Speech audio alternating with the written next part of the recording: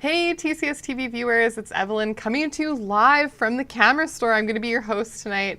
Thanks for tuning in for documentary filmmaking using Sony Mirrorless and cinema cameras. You are in for a treat, and of course we always have a lot of great work happening behind the scenes to make all these TCS TV live streams happen, and that's thanks to the TCS TV Live Dream Team. Today we have Drew and Jeff working behind the scenes, and we also have Riley, who's always working our communications to pull everything together and make these events happen. And part of what I love about live streams the most is being able to interact with all of you.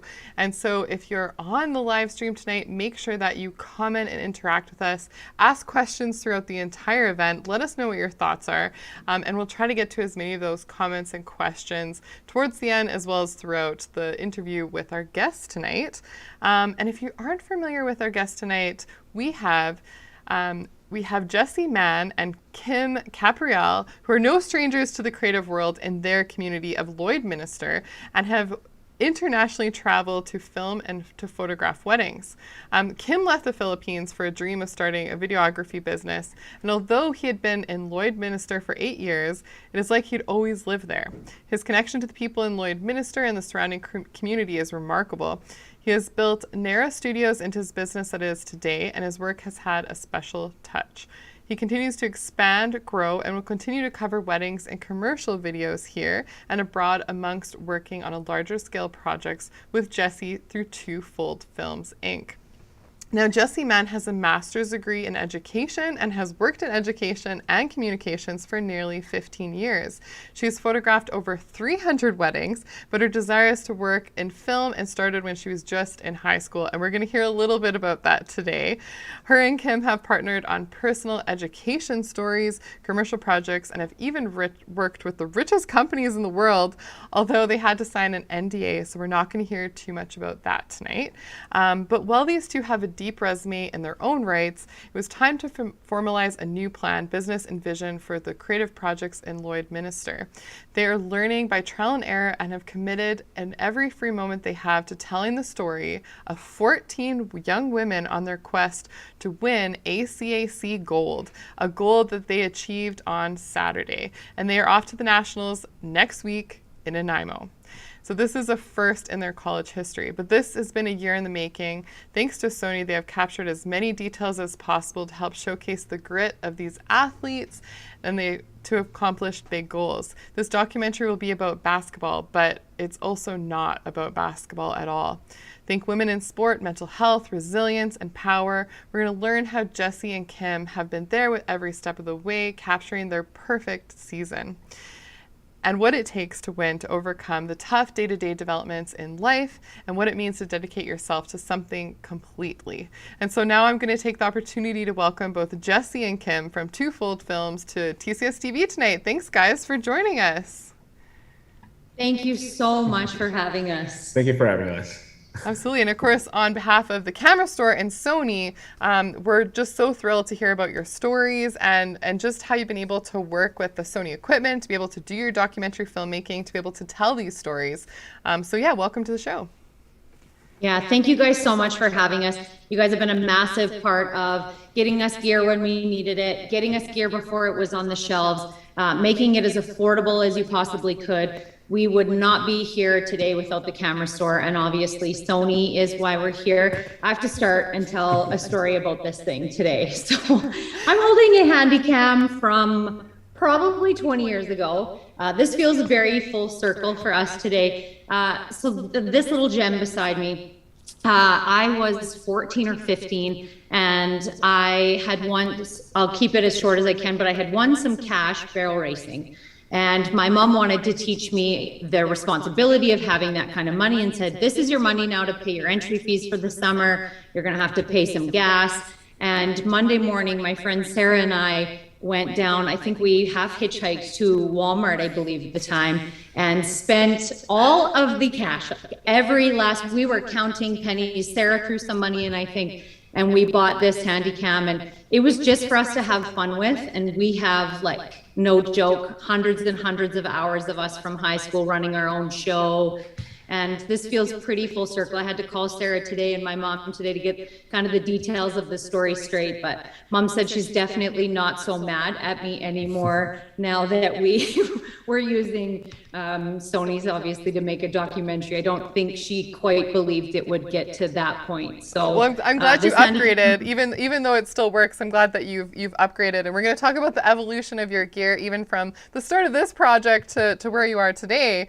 But yeah, it's fascinating always to see, you know, how sometimes those early starts with a brand or a type of equipment does sometimes come full circle. And you're more responsible with your money now. I am a little more responsible, yes. And thanks to you guys, we don't have to count pennies sometimes, and you actually help us make that happen. But no, our stream today is coming from the FX6, so definitely a little bit of an upgrade from the Handycam, but this is always going to be near and dear to my heart for sure. Excellent. Well, why don't you tell us a little bit about how Twofold Films came to create Second Bounce, Road to Redemption, which is the documentary that we're going to be talking a lot about tonight. Yeah, for sure. So we will screen share here, and we will introduce you to some of the amazing, incredible people who have made this happen. So with us, are you able to see everything? I'll come back here. Good. Are you guys able to see the full screen? Yeah. Awesome. So we'll tell you a little bit about the Lakeland College women's basketball team and how this project came to be. So Evelyn did a great job of saying that Kim and I were doing kind of our own thing, but it's a small community. We started working together, and Kim and I are dreamers.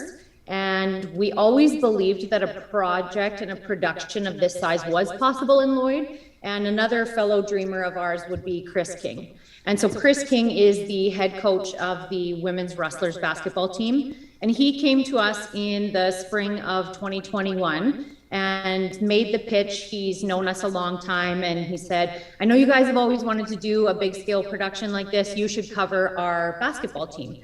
And you don't have to spend much time with Chris before you just start to feel the story and feel the energy that comes from that team.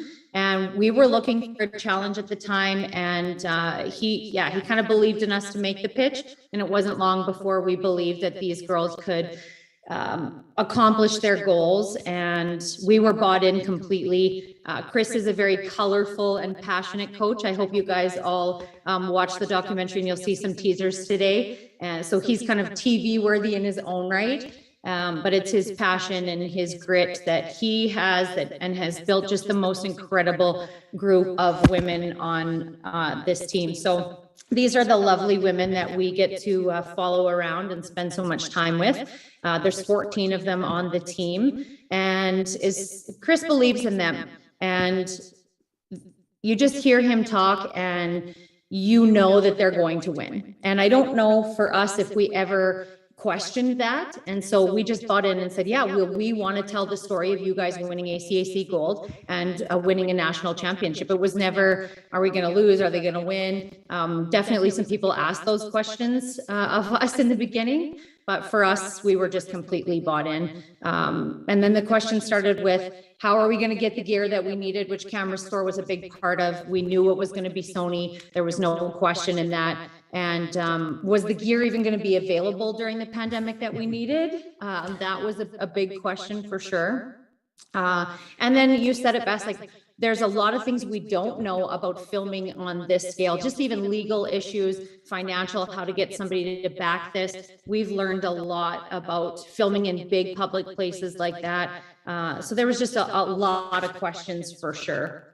So we started spending time with the girls and getting to know them and getting them comfortable in front of the camera. And not only did we want to tell the stories of the individual women and coaches, but we really we're competitive. We wanted to be there when they won. So as you can imagine, following 14 women and 2 coaches and having full-time jobs and families, it takes a lot of time and money. And in many aspects, it takes an investment. It takes an investment from us. It takes an investment from kind of all aspects of our life. So We were filming the girls, researching documentary filmmaking. We were participating in webinars, which you guys do such an amazing job of putting things out there to inspire filmmakers. So thank you so much for that. And just trying to gather equipment and what did we have that we could use? What could we borrow from people in the community? Lakeland College stepped up right away and got us some of the key things we really needed to kind of get things going and lent us some of their material. And then we just started the process of pitching to as many people as possible so we could get some money so that we could make this bigger scale. We're spending time with the girls. We're hearing their individual stories of how they sort through different mental health issues, injury, pressures. We've got a player from Turkey, two from Australia. So dealing with homesickness, not being around family. We're getting all of those stories, but it is something that we needed a lot of time, resources, money, and like I mentioned. So we started, this is such a great picture of Beth. She might be watching, so she's gonna be like, I can't believe you guys used that picture. So we started telling everyone who would listen and started being like Chris was in the beginning with us. You know, Chris grabbed us and said, you gotta hear these stories. You have to hear about this. You guys can tell a story that's about basketball, but not at all about basketball. You can tell those stories of grit and how the tough stuff, you can turn it into fuel. So we just started pitching to anyone and everyone and reaching out to different organizations across the country, across North America, saying, hey, you got to invest in the story of these girls. You have to invest in us. Not the easiest thing when you are new to a company, you're new to filmmaking at this level. Some people, you know, everybody was so good for the most part. Like, okay, thanks so much for your time. You've never done this before. Girls have never gone to nationals before. You're really investing a lot here. And some people were like, well, we'll talk to you in a year. Contact us in a year when this documentary is done. And some people bought in right away. So we DM'd producers of documentaries we really liked and just said, hey, we're new. Can you help us out? Professionals, again, participating in webinars. We reached out to all kinds of different professional athletes to just say, hey, what should we tell? What should we not tell? And seeing if they would be a part of it as well. So now I will quit talking so much. I will re-share back to you, Evelyn, and we will share kind of that first teaser. So this first teaser we made during a wave of the pandemic. Everybody was supposed to be masked. We were really limited in what we could do, but we found that we needed to put something together so that when we were trying to get this documentary funded, people could actually see what we were telling them about. And once we had this built, it really started to turn the wheels a little bit, and the phone kind of started ringing with, oh, hey, you know what, actually, we are interested in what you have here. These women are really special. And so we will, yeah.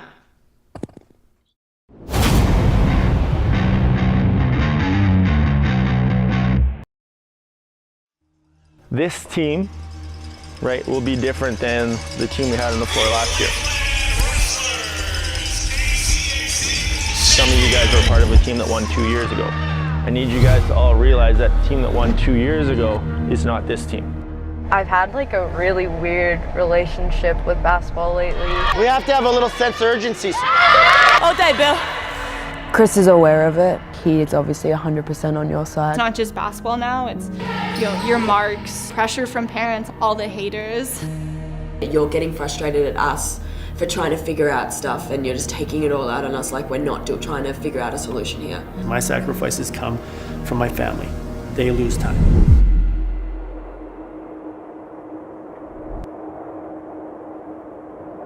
What I really struggle with, like, you don't know how good you got it until it's gone. It's 5 years of eligibility of your life. The rest of everything to look forward to after that. You have your whole life ahead of you. And so I think I need to be less about how can I change the world, you know, and more about like how can I be happy. After the first practice, I was like, this is like my team. And I'd never felt so welcomed on a team before. I don't know what it's gonna look like, but the goal remains the same, right? The goal is to win ACAC, and the goal is to win a national championship. For me, it's not just starting from scratch, it's 14 years of hard work. And part of the reason why I'm still doing this here at Lakeland is because of these older girls. I've made the commitment to them to be here till they're done.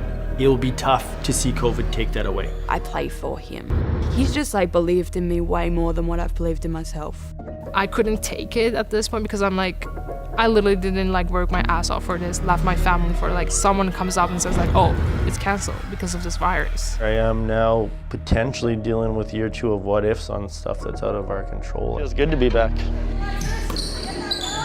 Maybe because I'm used to it. I don't know if I love it at this level. I just gotta get figured out.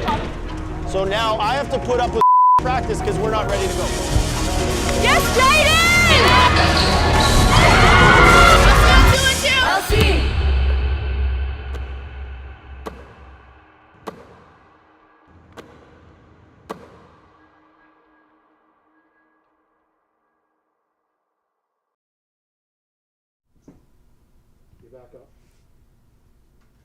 Okay. So we hope you guys enjoyed and that you're feeling a little bit of a sense of why this story is one that we really feel we want to tell. Once we started showing that video, we really realized that some people for sure had our back. Again, some people didn't quite understand what we were trying to do, but like the questions were, what if they lose every game? What's the story? What if the women decide they don't want to share some of those personal stories? Then is it just a basketball story? Not that there'd be anything wrong with that, but we were promising that it would be, you know, a little bit different than that. What are you going to do if the pandemic shuts this whole season down again? So the girls had won ACAC gold prior to nationals, as you saw, and didn't actually get to go to nationals. And so what if this happens again and it's deja vu? Are you sure that 2 new filmmakers of this size could pull something like this off? But for us, it was never really a question of that. So preseason, start of the season is going well. We're getting as much filming in as we possibly can with managing, you know, full-time jobs and things like that. And then November and December comes, and the girls are undefeated. They're opening up to us. We're really validated in that we had something special and that we could use this to create conversations in the world, empower young athletes to stick with sport, work hard. I won't lie, I think we're pretty tired. We're burning through our own money, we're burning through favors, and we reached out to our local Synergy Credit Union and asked if we could tell them a little bit about the project. And this was a big turning point for us and for the film for sure. But after meetings and emails and sitting down with them and showing them and telling them a little bit more of what we had, we made a small pitch for basic support, really. We were kind of grabbing at straws at this point. We just needed to pay some bills. We had insurance bills coming up. We had no idea how much money it takes to just store all of this material and all of this footage safely. Definitely under budgeted that. And Synergy stepped up and actually they took a few weeks. They needed to take it to their team, talk about it with their team. And they actually offered us 16 times what we originally had asked for. So we went in asking for bare bones just to, again, just try and pay some basic bills. And what they did was say, we've got you, we're gonna pay we're all in is what they said. We're gonna pay these bills for you so that you can keep doing this.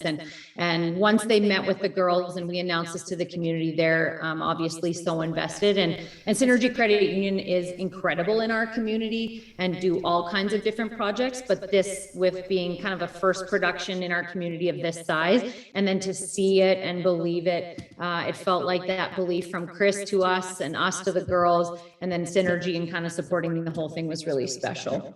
Yeah, so yeah, so that belief led us to January.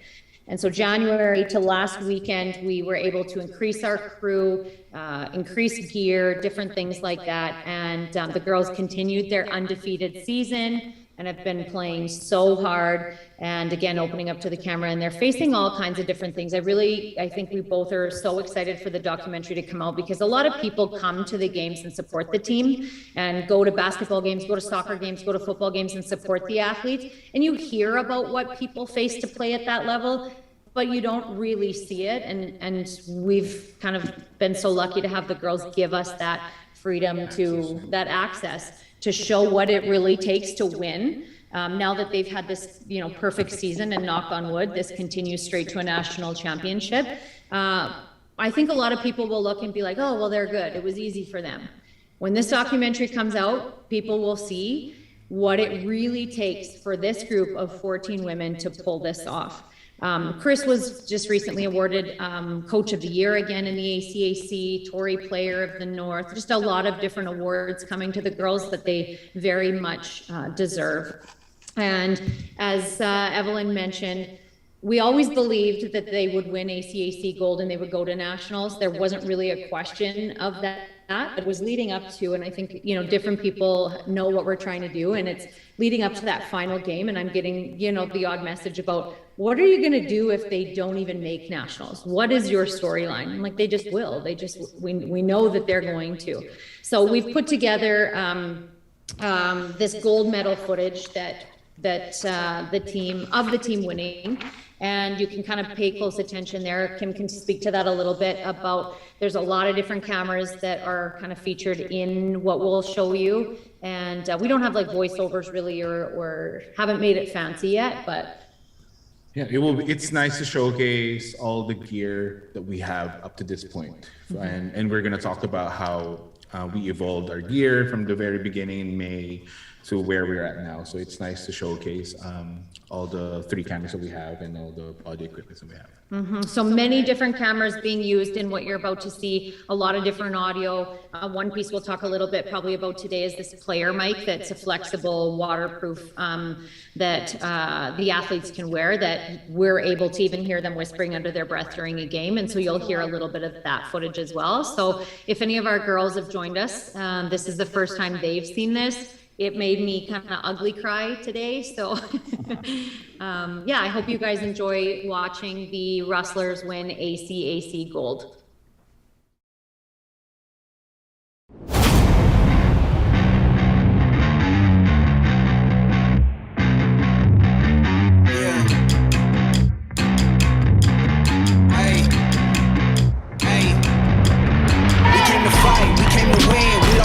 But never again, back on our grind, you know what it is. Yeah, this is our year. Knock us down once, we got up again. Put in the work, so I know we gon' win. This is for real, we never pretend. Remember I hit a buzzer beater, I hit a 3 at the end of the first quarter, and I just left my hand, left my form up, and it went in, I turned around, kind of flex a little.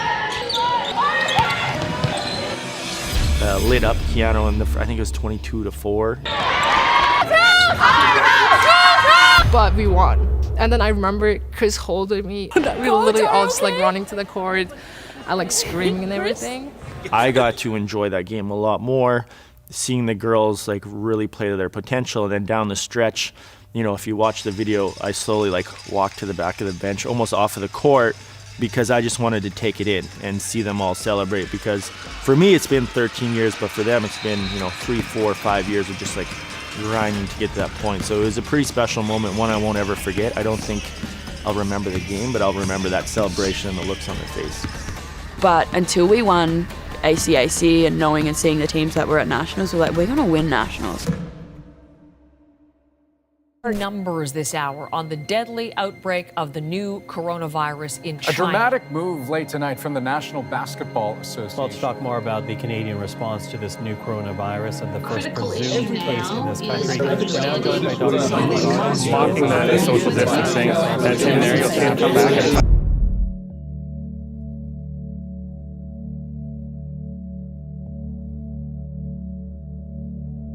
You can compare it to someone dying. I know that sounds extreme, but something that we love.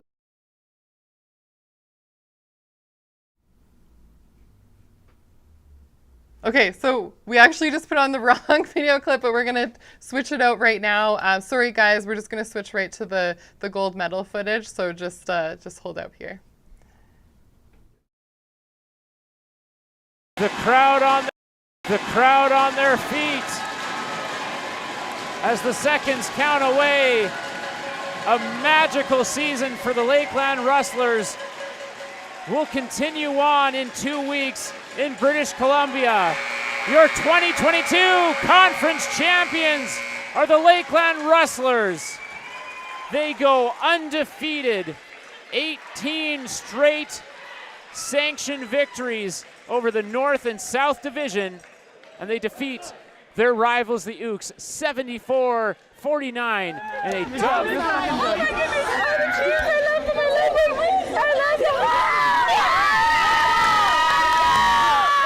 Line up.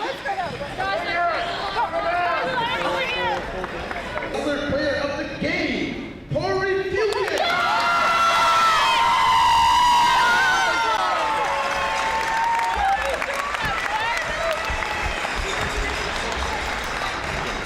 Thank you. Thanks, ladies, for a great game today. Back to back.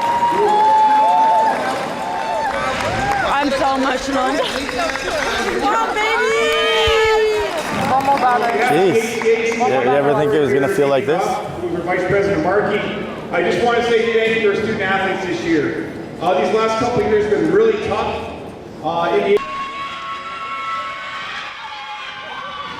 Thank you, rest of the nation, for coming out. Congratulations to both teams. Yes.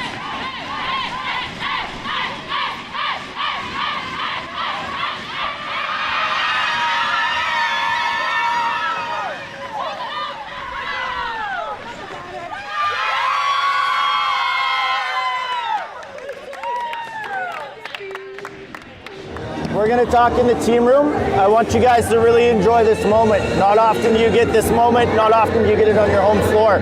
We're going to do interviews, talk to the people you know, and then we're cutting this fucking mesh down. I'll see you too. I'll see. What am I doing? Okay, wow, that was pretty powerful to see. And of course, you did mention that it was always going to be Sony for this project. And so I really want to start touching on just some of the reasons why you started with Sony and sort of how the gear has evolved throughout this documentary project. Right, so it was always Sony for us because we've been using Sony for, I think, like personally, I've been using Sony for the past 4 years. So I've always been impressed with Sony, and that was my weapon of choice. So I've had an A6, I have an A6300, and then upgraded to an A7S II. And then when I dove into more serious filmmaking, we bought the FS5, and that was actually the very first camera I bought from the camera store. So it was a no-brainer for us to use Sony because we were just so familiar with it. All our lenses are Sony and Sony mount, so it makes sense for us. We never really looked into other brands because we know Sony, we trust Sony.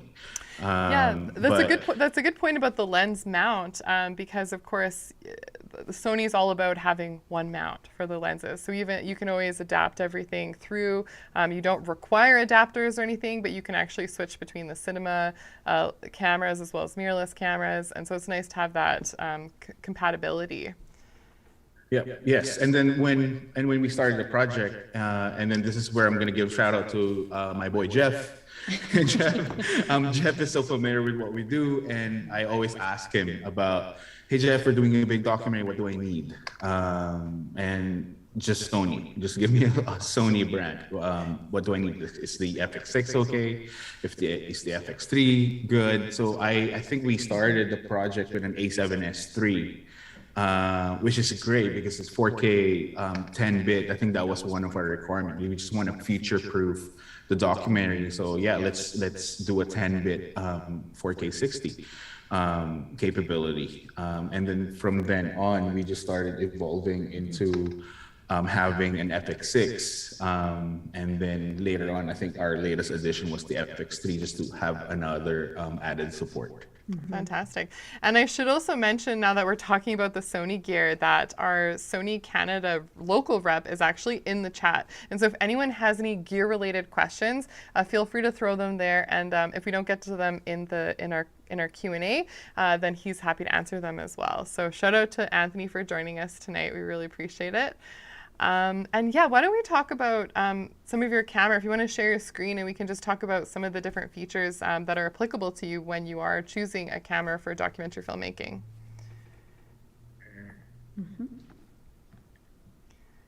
And while you guys are doing this, I am going to address, because it's coming up in the comments a little bit about the echo. Unfortunately, we can't adjust it while we're midstream, so you're just going to have to bear with us. But sometimes that's the reality of going live. So we apologize for that. But hopefully you guys will stick with us, and we can get through some of these great topics. All right. So let's talk about what's in with your you kit. guys, and we did try. We tried so hard to make sure that the audio was great. So if anybody has any questions for us after, please feel free to reach out to Twofold. We're happy to have a call or try a Zoom again. And just before Kim gets into all of those cameras, I just want to take a minute to pump up Jeff and the crew at the camera store. When you're spending money on something like this and you're looking for advice, it is so refreshing to send an email, send a text, call, or go in. And you guys are so unbelievably knowledgeable in what you do. And it has given us so much confidence in moving forward with different items that we've needed for the documentary. And we appreciate that more than you know. And it just is, it astounds me how much you guys know. And I just want to say that we really, really appreciate that. Awesome, thank you. And shout out to Jeff, he's in the background. Hey. Yeah, so I guess for this documentary, camera-wise, we are using an A7S III, an FX6, and an FX3. And then during the game, as you can see in that previous video, we have an A7S II as our master camera. What I love personally about having all this ecosystem is time code. It will save us time for post-production. So I am a cameraman by trade, and I was doing it for more than 10 years. So during that time, we didn't have a sync cable to sync all time codes with 3 cameras or with multiple cameras. So what we usually do is we just set our time code to a specific time, and then I have my buddy holding the same camera, and then I have another buddy there holding the same camera, and then 3, 2, 1, we're gonna press our time code and we're set. So we're doing it very manually here, but it works for us. I just hope that, I just wish that we found that out sooner. Yeah. But yeah, that's what we were doing. For the FX6, I think that's our baby, because we love our FX6. Obviously the form factor, when you just hold the FX6, you just know it's one with you. I'm a big believer the camera should be one with the camera operator. So I love it that there's a grip, and there's a reset grip there that you can always tilt and rotate. The codecs are so friendly. There is obviously the full frame format, and then the electronic variable ND filter. I don't think any camera out there has a better electronic variable ND filter than the FX6. That's why we love it. And then obviously the low light capability of it. We are shooting at the gym, but sometimes we're in their dark dorms, and you know how teenagers light their rooms now. It's all our RGB, it's all really dim lights. So that really helps us a lot. And then recently they had an upgrade on their firmware, which allows us to just do touchscreen on the autofocus on their screen and their LCD, which is great. And then obviously we're filming multiple subjects, so having the dual XLR capability is a must for us for this documentary. Just 2 things I'll add is it's pretty neat that I feel the same about the FX6 that Kim does, and that it feels really good to me and it feels really good to Kim. And we're obviously, our hands are different size and we are different people. And it's amazing how we both, like we say, it's our baby. And the face detection and the tracking, we're filming a lot of people all the time. And there are times when the girls are moving and people are transitioning back and forth. And it blows my mind. It still blows my mind after, using this thing for hundreds of hours, how intuitive that is. It is truly, truly mind blowing for sure. What kind of lenses are you guys using with FX6? What's that, sorry? Which lenses are you primarily using with the FX6? So we bought the kit. So we bought the FX6 and the lens that came with it, which is the 24-105 f4. I think Jeff and I had a conversation. Hey Jeff, what lens do I need? Do I need a prime lens? I always wanted a prime lens. But I think for what we do for the basketball documentary, we all need that flexibility for like wide and then like zoom, which is 105 f4. Which is still perfect. Like f4 inside a gym, still great. So we're still getting enough light. We're not super thin on focusing, so that helps us a lot because I personally do switching back to auto and then manual. Then I can still have that control. Fantastic. Then recently we got the FX3, which is just a baby to the FX6. We like this camera. We're using this camera tonight, right, guys? Yes. The FX. I think the biggest thing for the FX3 is having the XLR inputs with the mics that we use. It's just, we know that we're going to have that capability of having 4 channels if we need to between all 2 cameras. And then the button layout is definitely helps us a lot with navigating controls, navigating ISO. It's just a one click of a button and we're in ISO already. And then the A7S III, which is our very first, second full frame camera after the A7S II. Like we just love it because when it first came out, it was like so hard to get. And then we're just super proud because Jeff, you have to get it now. You have to get it now if you want some. I think we're one of the few people here in our area just to have the A7S III, which is great for small areas. Like we always bring it with in the dormitories, then it's not too. I don't know what's the word. Just obtrusive and in your face, for sure. Yeah, you're a little more subtle, maybe not as daunting. And actually, that was one of the questions that I had is, do you guys notice a difference interacting with people when you have, the form factor that's more like a stills camera or versus when you're shooting with the FX6? Like, do people react to you differently? They definitely take us more seriously. Yeah. When I call it the cage, when Kim has got the FX6 and he's in this cage, people are, whoa, you guys are the real deal. But I can be way sneakier sneaking into small places. And there have been a lot of times that, we don't have time to go through permissions properly first. So we're kind of like a get in there, shoot, and then after be like, hey, can I talk to the manager? So we got some footage and you probably didn't know we were in here. And having those smaller, more compact cameras, it is nice when you're doing something like that to have that flexibility to kind of be in and out and sneak into different places for sure. Okay, well, you touched on a point that I would love to get into, which is from a documentary film perspective, is there a big difference between if you're a photographer and you're, capturing stuff in a public place or even a private building? What kind of hoops do you have to go through when it's actual footage for the purpose of making a documentary? What are you guys up against? Yeah, a lot, honestly. If there is someone in the chat that is an expert on this, please reach out, send us an email. I will take any further learning. We, in filming all of the gyms, we have kind of a crowd release that goes on all of the doors and all of the tables and things like that. So when we're in that public setting in the gyms, we've got that on all of the doors, and we kind of overdo it to sort of protect guest twofold and protect us and make sure that they're everywhere at nationals. I think we're printing off 100 of them, and we spoke to the different VIU is where it's being hosted, and just getting that permission from the AC here, and then CCAA there, and then obviously everybody that's in the gym. And we've just said we're going to put these up, and if people take them down or think, well, twofold, what's that, and they take it down, we're just going to put up another one.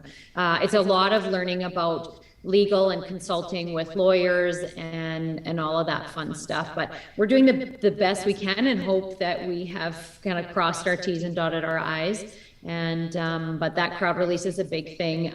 Having people sign off and signing an individual waiver if they're in the background and you see faces. The really, really nice thing, and bear with me, I know this is probably going to be, some of you will have a strong opinion, but the first half of the season when everybody in the stands was in a mask, it was great for us because a lot of people are wearing like toques or hats and they're in a mask. So for things like that, it was very forgiving for us.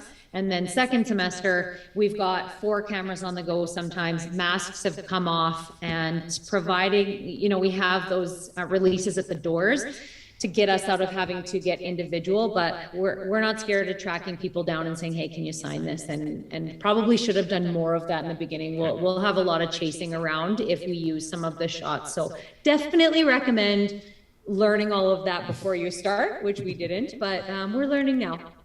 Excellent. We have a question here in the chat going back to some of the equipment side of things. So this is from Mike Laidman. Curious about the in-hand functionality of the FX3. Had the chance to play around with one recently, and the top handle, top record, and nipple buttons don't seem to fit at all. Can you touch on that there, Kim? What? What was it? Sorry, I didn't hear. Can you read it just one more time for us? Yeah, for sure. So had the chance to play around with one recently, and the top handle and right record and the nipple buttons don't seem to fit at all when using the handle, I think is what they're saying, for the in-hand functionality. I never had that issue. I always use it a lot because I shoot different forms. Like I use the grip, but I also use the handle. But I love how it is placed in position because, it's always ready. Always ready for the trigger. Mm-hmm. And so maybe just getting used to that. I certainly haven't noticed that, but I haven't spent as much time holding and shooting with that camera as Kim has. But yeah, we're not probably helping, but we certainly haven't felt that. Okay, maybe that's something Anthony could answer in the chat as well.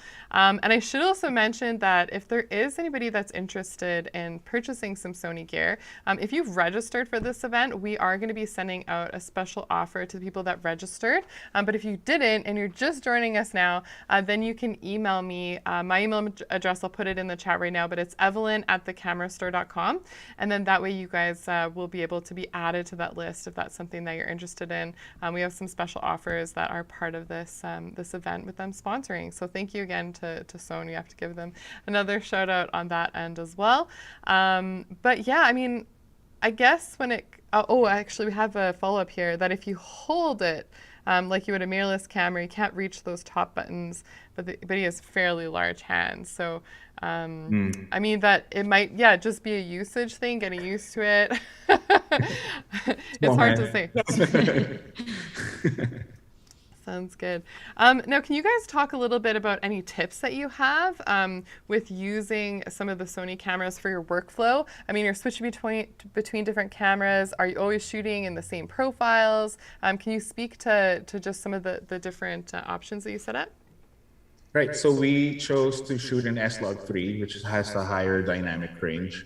So all 3 cameras shoot S-Log3, and then for the FX6, we always stay, like our ISO always stays at 12,800, and then we just use our variable ND filter to adjust exposure. I think that's the easiest way. I think for Jesse, so Jesse shoots a lot with the FX6 as well, and I think that's an easy learning curve for you. Then you don't have to worry about aperture and ISO. Just set it on the highest ISO, which is Sony's dual native ISO, I think, and then just focus on the variable ND if you need to change your exposure. And I mean, if shooting and doing this much shooting with film is new to me for sure. And the environment is always changing. You'll be shooting in a game and think, okay, well, I'm set. I know exactly what I need to do. And then a player will run off the court and now they're in a bathroom.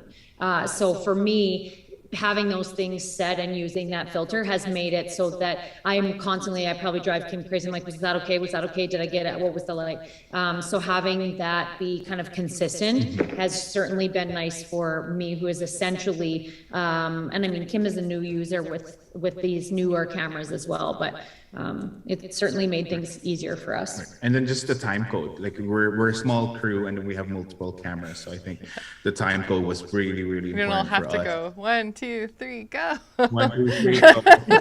If you have a sync cable available, I think that's perfect. That's going to make your life easier. But for us, we never really had the time to learn another equipment with how small and how busy and how the girls are always on the go. The team comes together, and obviously the basketball team, they come together and they all do their cheer. For me, and I don't know if I've told Kim this, when we come together and we time code, and he's like, hey, we need you to time code, and we kind of have our crew together, and we all time code together, I kind of feel like that's our hands in, go. It feels kind of like the start. Okay, so I had a question that was emailed to me before just about media and managing your media when you're shooting like tons and tons of footage. How do you organize it and also make sure that it's well archived so that you don't have it accidentally go missing or something happen to it? How are you guys managing all your files? So we opted, well, at the beginning of the film when we didn't have money, we're using old hard drives. I think we used four terabyte like Seagate hard drives, really. And then when we finally got funded, we looked into having a RAID system, which I think not just a RAID system, but something that has a Thunderbolt connection. And then that way with our Macs, the transfer is easier, the transfer is faster, and then when we try editing, we can just edit off in that RAID enclosure. So we back up our footage into that enclosure, and then I have another backup in that same area, and then we have another backup in the studio. So basically 3 backup system is what we did. And we're pretty good at dumping after every day, like making sure we dump before bed. We're getting rid of all of that because you never know. We didn't know that Kim was going to be off. He was off with a player who was in Edmonton today at a doctor's appointment. We didn't know he was going to be gone all day. So you just never kind of know what that is going to look like. So making sure that there's lots of times it's probably 3 a.m. that we're dumping, and Kim does a lot of late nights with that, but just making sure that it's dumped, and we'll label things according and kind of have like a good labeling system. And something that I wish, and Kim has been doing a lot more of that as well, and I'm kind of making mental notes, and I got a whiteboard where I'm writing things down. It would have been great to kind of have a solid system at the very beginning. I feel like when the doc is done, we're going to have this very streamlined process of how we should have archived everything. So when we've got all kinds of ways we should have done it now. So happy to share that with anyone who wants to.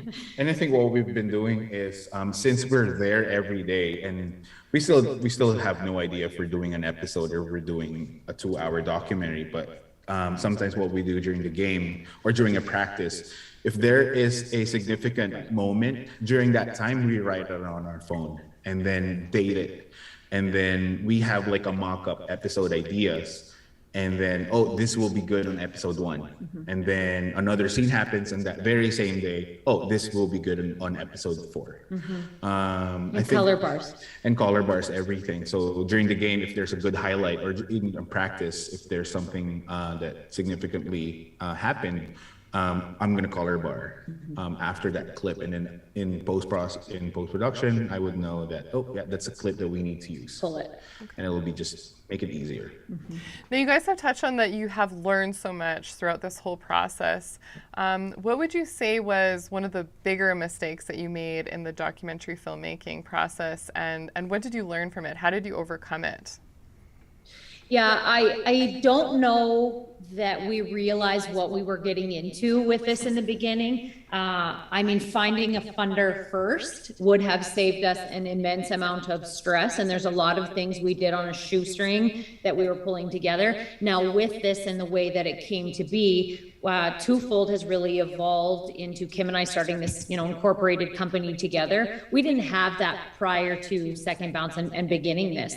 And we needed to prove who we can be together before asking for money at the start, and we got a lot of like, thanks so much, but call us in a year. Now that we've put this together and the girls have had such an incredible season, a lot of those people are reaching back out saying, hey, kind of see what you got going on there. We'd love to be a part of it, which is really, really great. You know, I don't blame any of the people who kind of pushed us off until now, because it was a whim. And we went out on a kind of a whim too, to believe that this was the story we wanted to tell. These women have a story either way, but we wanted to tell the story of them winning a national championship. And the fact that it's kind of coming and looking like that, and knocking on wood again, that's the story we wanted to tell. So without Synergy Credit Union funding us and giving us that money in November, December, we would have finished this in the best way we could have, but we could not have done it like we are doing it now. So getting grants, getting funding, having that in line first, I think would be obviously essential, and would have certainly allowed us to do bigger crew. And we had no idea how much just storing all of this footage would be. You know, it's by November, December, we're spending thousands and thousands of dollars on just making sure this footage is safe. We under budgeted that.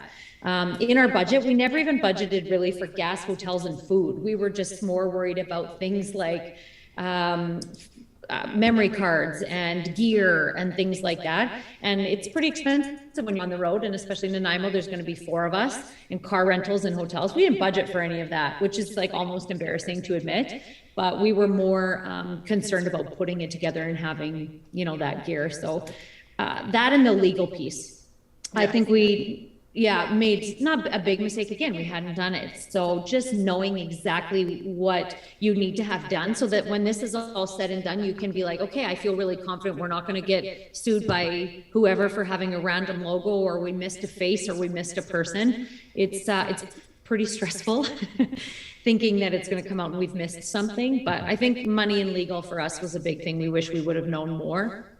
Yeah, now what would you attribute your success to getting funding? I mean, this is something that I think anyone that's dabbling in documentary filmmaking would love to know. Like, what do you think was special about your project that was able to get you over the hump and get that big sponsor? I get asked that a lot. I think Kim gets asked that a lot. I bring it down to one word, and it's passion. When Chris told us about the girls, his passion was evident. We didn't know a lot of things when we started this, but the people who funded us, Synergy stepping up and believing in us, it was because of passion that we had when we pitched and when we talked about the girls and when we shared their stories. This whole project is rooted in believing in other people, and this whole project is rooted in passion, right down to the girls and their story. Like I said in the beginning, we never really questioned that they were going to win. Like, I don't know if that's like a really crazy, we're dreamers, or we're just nuts, or that we're really manifesting it. I try to manifest intentionally, but sometimes I think a lot of it is just, we really believed. I don't think we ever questioned that they were going to win gold on Saturday. We never questioned that they were going to have an incredible season. Because we saw what they were doing in practice, and we felt what they were doing in practice, and we've just said from the beginning, let's just tell the story. We know there's a story here, and let's just kind of trust, like, it sounds so cliche and cheesy, but trust our hearts, trust these women. They're trusting us. We need to do this for them. And we believe, like, Kim wants to do this, and he can speak to this, but when he talks about, I want my daughters, who are nieces to me, I want my daughters to look at this documentary and believe in sport, and to recognize how hard a person has to work to make their goals come true. And so I don't know if that answers your question. But. Well, I think just to add, I think what helped us get that funding was the pitch video. If you're someone who's starting a documentary, start learning the story, draft it, and then do a pitch video. It doesn't have to be like a full-on documentary. It could just be take a day and then just start filming and then start pitching, I guess, and then shoot again. I think, and then just let it roll. I think that was the biggest piece for us. I think if we had that picture video early on, maybe, who knows, maybe we could have had that funding earlier. Yeah, that first teaser that you guys would have saw tonight, or it's on our YouTube and things, we watch it now and we're like, oh, that lighting, or oh, we shouldn't have done that, oh, that's embarrassing, and we kind of tease about it. But when that came out, that really did change us sitting in Zoom, and we did so many Zoom pitches. We did Zoom pitches to anyone and everyone who would set up a Zoom with us. And again, a lot of no's, and never once did we really get discouraged. It was just like, okay, well, we got another one on Thursday, let's do better. I sucked at this, let's let's try this. This didn't work, let's try this. But now, before you got the funding, was there ever kind of a close to breaking point where you just thought, this isn't going to come together, like this isn't going to happen? And how did you stay inspired and kind of kept pushing on? And even though maybe things were tough, like how did you get to the point of being able to make such a great pitch? It's been a really kismet process, and again, I know people are going to be like, this lady is hooey, but there's just been, we would shoot a wedding, and we would be shooting a wedding on a Saturday, and that was the only Saturday the girls didn't play. I'd be shooting a wedding and I was done at 6, the game would start at 6. Things have just really lined up as we've come along. That November, December, I mean it when I say we were tired, we were exhausted, and it was at a point where I'm like, am I just gonna be like, okay, well, I'm gonna take this out of my own personal account, and are we gonna financially invest in this like we have with our time? And I don't know, because at this point we know the girls and we want to tell their story, so I don't think we ever thought we want to quit the girls and quit these women, and the story needed to be told. But November, December, like, we had a lot of bills to pay 2 days after that money came through from Synergy Credit Union, and it was a lot of money from, you know, insurances and legal things. It wasn't, I guess, a breaking point, but it was a breaking point. It was a breaking point. All right, so Kim, what about from the technical side? What was the biggest challenge that you had when you were more limited with your camera equipment, and what have you been able to do now that you have a much bigger kit, you have a lot more flexibility? I think the biggest challenge then was people. Like it was just the two of us, so it's hard to find people. Well, we don't have money to pay people. Especially when we don't know where's this project gonna go, right? So we couldn't really put all our eggs in that basket. So I think that was the biggest hurdle. We're gonna shoot, if A7S3 was all we have, we're gonna shoot it with an A7S3 through and through. But I think having a good crew and having those people would really help a documentary of this scale, right? Because we're filming their schedule. We're filming 14 women, so I think that the demand for the schedule would require a larger crew for that. But I think we managed along the way. And we have some friends, we have some people here in Lloydminster that we just tap, hey, can you just help us for this day? And then another person would come in the next day. So those people actually believed in the project. So we're really thankful that we have them. When there were 2 of us and essentially 2 cameras, there's only so much you can do. And then as your gear grows, you're like, hey, wait a minute. And as kind of promo and people start hearing more about the film, we'd have people be like, hey, well, I'll come man a camera. I'd love to do master. Things coming in. By the time we got to provincials and that ACAC Gold, we had a lot of people there. And I think I said to Kim, like, we have enough cameras for this. Like, there's a big crew here. And we did. And we didn't miss really an angle. And I mean, you saw like a tiny little bit of that in that championship moment, because that's all kind of happening at the same time in those clips. That's not just one of us is moving around. There's a lot of behind the scenes to make all of those clips kind of come together. Early on, you talked a little bit about getting the girls and the team all comfortable on camera. Do you have any tips when you're doing documentary filmmaking for how you can make people that aren't used to be on camera at all sort of open up to you in that way? How do you work with them? I'm going to start because I think the first thing we did was Zoom meeting.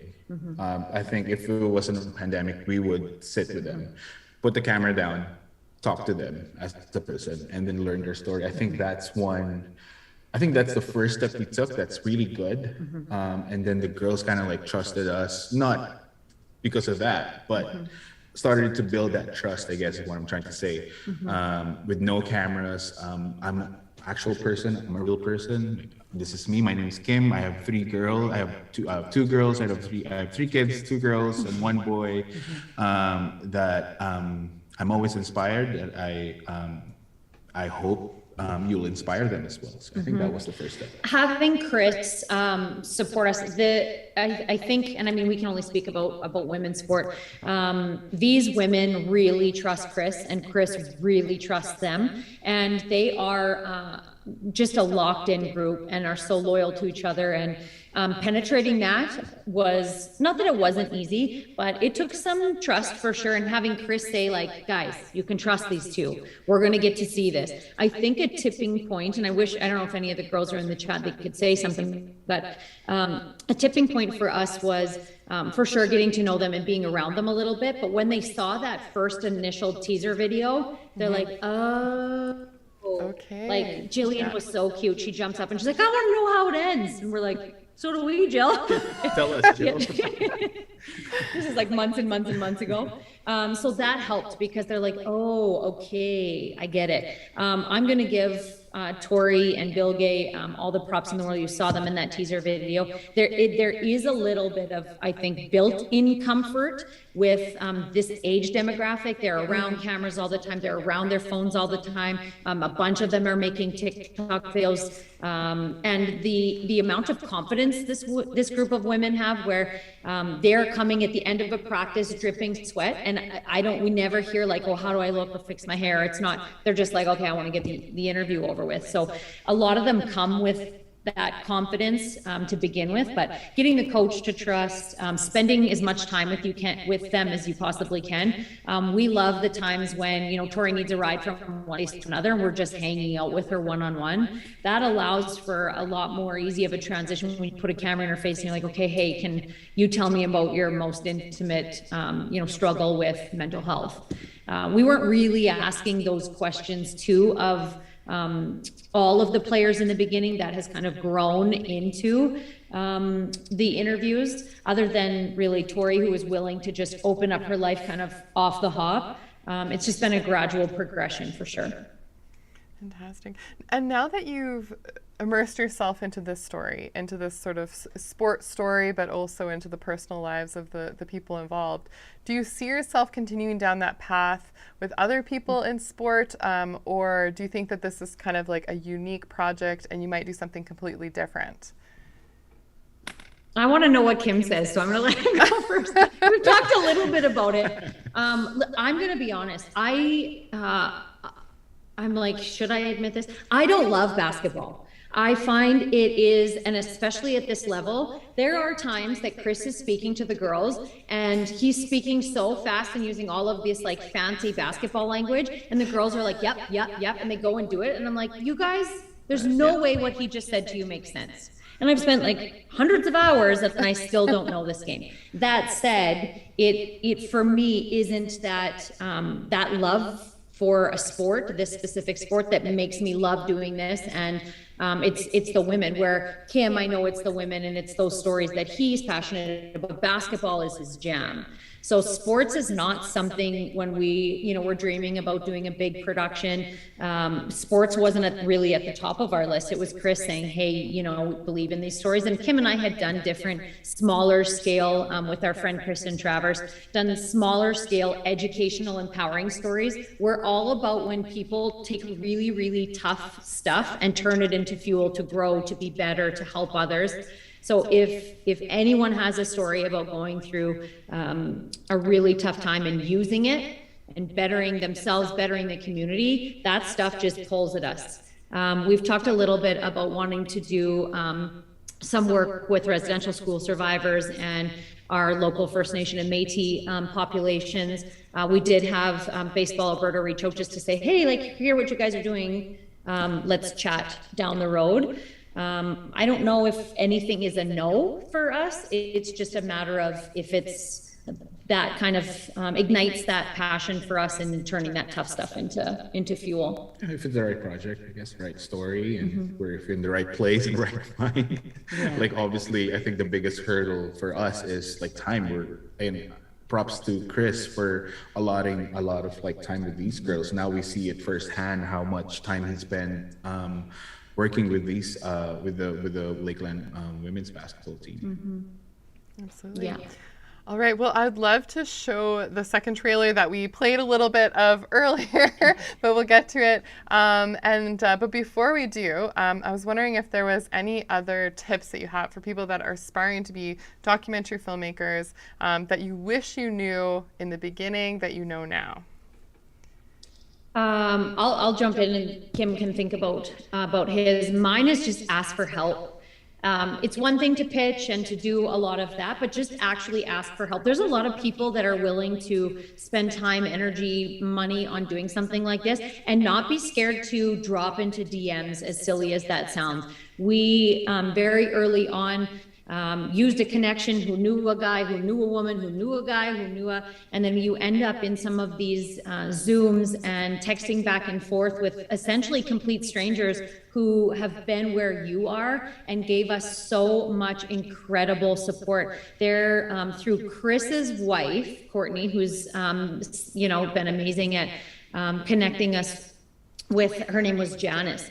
And so Courtney was in class with this Janice who had done fundraising on a project and on a Netflix feature. And Courtney reached out to Janice and said, hey, my husband's going to be in this documentary. I know the film crew. They want to chat with you. So we got on with Janice, and Janice taught us all about the capital cost allowance, and that for people investing in film, it is extremely shelterable. Now, like people, if there's an accountant in there, they're going to say I'm butchering the language. But when we were able to share that with Synergy Credit Union and say, hey, actually, like check into some of these tax cuts that people who donate to your film can get, I think that that's kind of been a big game changer for us, and not something that, had we not, reached out and done that call, that we were like, I don't know what we're going to get out of this. I don't know that, not that Synergy wouldn't have supported us, but I don't know that we wouldn't have been able to give that back and say, hey, well, actually, the Canadian government has given and allocated opportunities for people to invest in film and see that as a value. Yeah. Well, I think for me, just shoot whatever camera you have right now. Love it. We are just lucky that we have the support that we have now. But like what I said earlier, if the A7S3 was the only weapon we have, we're gonna use it. And then because for me, that's how I learn. I just ask people, hey, can I do a mini documentary, can I do a biofilm of you? And then you learn along the way. This is not an overnight thing that we did. It's an accumulation of years that a lot of film process that we did. So just don't ask to partner with what Jesse said. Don't be scared to ask, and just shoot. If you're really passionate about the story, like I think people are like, you guys are crazy. You haven't taken a dime. Like, what are you doing all this for? This is insane. I never feel, Kim can say himself, but I never feel that this is work, so to speak. This for me is like a total, I'm cheesy with the girls, and I say this is like one of the greatest honors of my life, being able to put together and tell these stories and have these women watch back and do this, and to sit with them in moments where they're truly vulnerable. Like Tori will never know what she means to me specifically in those moments where I'm just sitting there and I'm like, this young woman is so unbelievably powerful, and what I take away from that, it just makes it that it's not work. So then you're willing to stay up till 3 a.m. You're willing to reach out to complete strangers. You're willing to put yourself out there. We did pitches where we're like, okay, we have no business pitching to this person right now, but we got them, so let's just do our best. And then it ends and you're like, well, we could have done that a lot different, but we believe in what we're doing and we believe in these women. So if you start with passion, you just start shooting, then I just believe that it will be okay and it will work itself out. And you put in the work then, and if you put in the work, it's gonna happen. All right, and we have a last question from the chat from Ember Sky Media. If someone wanted to do a documentary, how do you suggest someone finds a topic or story? Is there something more low key that you'd recommend trying out? And maybe this kind of goes to your comment about shooting bio videos for people. What do you think? I remember when I first got here, I was from the Philippines and I got here in 2013. I want to start building this documentary life that I wanted to live. So I asked a local artist, her name is Brandy Hofer, And she's a local artist in town. And then I just shoot her a message. Do not know her. I didn't know a lot of people then, but I just shoot her a message, like what Jesse said, slide in the DM. Hey, I want to do like a bio documentary of you and of your art. And that was like 2014, where in Lloyd, we're always like 5 years delayed here. So I was like, sure, like we don't know what a biofilm is, what a bio documentary is, but sure. And then from there, we just started doing like mini docs of featuring people, featuring their passion. And then, yeah, it'll go from there. My comment to build on that would be that I think that we're so busy. Human beings today are so busy, maybe always have been, that we don't take a lot of time to have kind of white space and really think about what really ignites a passion for us. What are we really, really interested in? So my piece to that amazing question would be, what keeps you up at night? When you're driving, what are you thinking about? What fires you up? What makes you angry? What makes you like want to laugh till your stomach hurts? What are those things? And pay attention to them and then sit in that a little. Get the technology away and ask yourself, like, what is it about this that I'm really passionate about? What is the story here? And then again, I think that just turns into direct passion and focus. We've known from the beginning what this is going to look like. And that was just because we were really interested in the storylines of these women and have that passion for grit and grace. And so to just sit and ask yourself, what would I like to spend my time doing? Love that.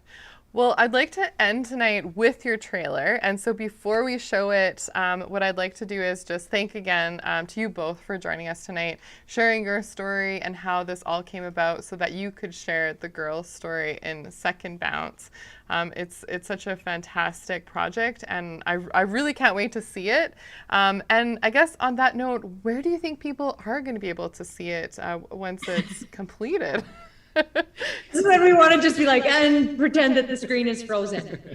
This will shock probably quite a few of you that we don't know.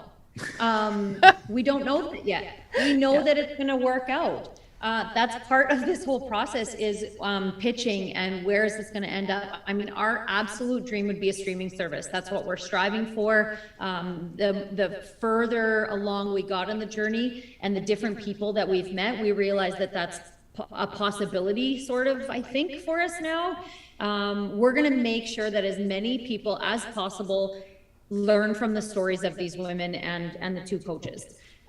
I don't know what that's going to look like, but we are, again, it's that passion, that work. If we got to stay up for months and months as we're in post-production building this thing, and we got to figure out more of what that looks like. We've got some leads and some ideas, but definitely are not in a position where we're like, it's going to be on Amazon on this day. We still need to put this thing together, and I'm a little scared to learn the lessons that are coming in post-production where we're like, I can't believe we didn't think of that. But it'll be out there.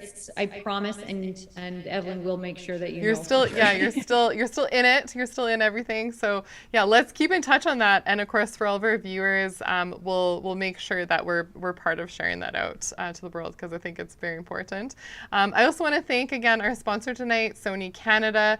They're always so fantastic with supporting creators and being able to share some of these stories and working with the TCS TV Live Dream team to put some of this stuff out. So thank you to them. And again, if you registered for this event, we do have a special offer from Sony Canada that we can send you. And if you didn't register, just drop me an email. It's evelyn@thecamerastore.com, and I'll make sure you get that. But thanks again for joining us, and let's go over to the trailer.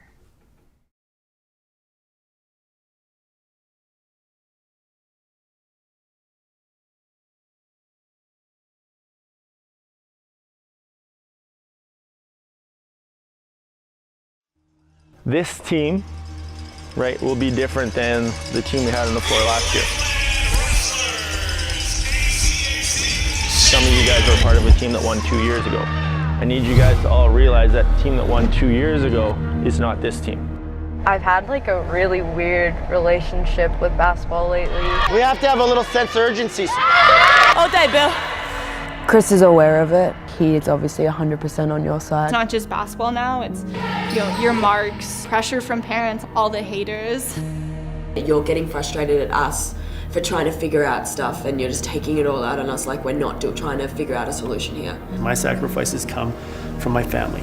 They lose time.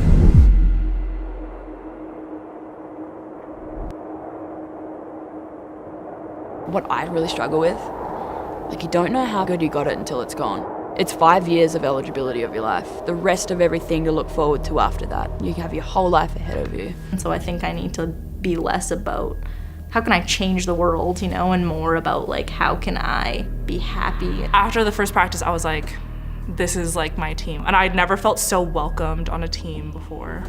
I don't know what it's gonna look like, but the goal remains the same, right? The goal is to win ACAC, and the goal is to win a national championship. For me, it's not just starting from scratch, it's 14 years of hard work.